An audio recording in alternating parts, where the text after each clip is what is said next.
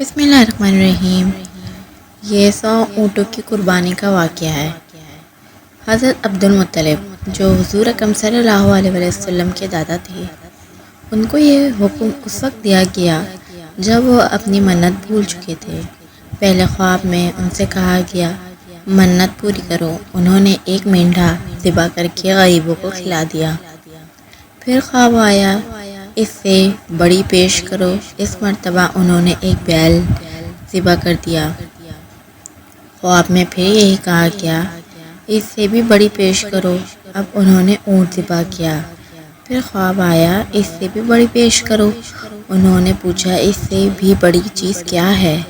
تب کہا گیا اپنے بیٹوں میں سے کسی کو ذبح کرو جیسا کہ تم نے منت مانگی تھی۔ اب انہیں اپنی منت یاد آئی، اپنے بیٹے کو جمع کیا، ان سے منت کا ذکر کیا۔ سب کے سر جھک گئے، کون خود کو ذبح کرواتا؟ آخر عبداللہ بولے ابا جان آپ مجھے ذبح کر دیں۔ یہ سب سے چھوٹے تھے، سب سے خوبصورت تھے، سب سے زیادہ محبت بھی عبد المطلب کو انہی سے تھی، لہٰذا انہوں نے قرآن اندازی کرنے کا ارادہ کیا۔ تمام بیٹوں کا نام لکھ کر پرچی ڈال دی گئی۔ عبداللہ کا نام نکلا۔ اب انہوں نے چھری لی، عبداللہ کو بازو سے پکڑا اور انہیں ذبح کرنے کے لیے نیچے لٹا دیا۔ جو نہیں باپ نے لٹایا بیٹے کو، عباس سے ضبط نہ ہو سکا، فوراً آگے بڑھے اور بھائی کو کھینچ لیا۔ اس وقت یہ خود بھی چھوٹے سے تھے۔ ادھر باپ نے عبداللہ کو کھینچا۔ اس کھینچن تانی سے عبداللہ کے چہرے پر خراشیں بھی آئیں۔ ان خراشوں کے نشانات مرتے دم تک باقی رہے۔ اس دوران بنو مخزوم کے لوگ آ گئے۔ انہوں نے کہا آپ اس طرح بیٹے کو ذبح نہ کریں، اس سے ماں کی زندگی خراب ہو جائے گی۔ اپنے رب کو راضی کرنے کے لیے بیٹے کا فدیہ دے دیں۔ اب سوال یہ تھا کہ فدیہ کیا دیا جائے۔ اس کی ترتیب یہ بتائی گئی کہ ایک کاغذ پر عبداللہ کا نام لکھ دیا جائے اور دوسرے پر اونٹ لکھ دیے جائیں، 10 اونٹ۔ اگر 10 اونٹ والی پرچی نکلے تو 10 اونٹ قربان کر دی جائیں۔ اگر عبداللہ والی پرچی نکلے تو 10 اونٹ کا اضافہ کر دیا جائے۔ پھر 20 اونٹ والی پرچی اور عبداللہ والی پرچی ڈالی جائے۔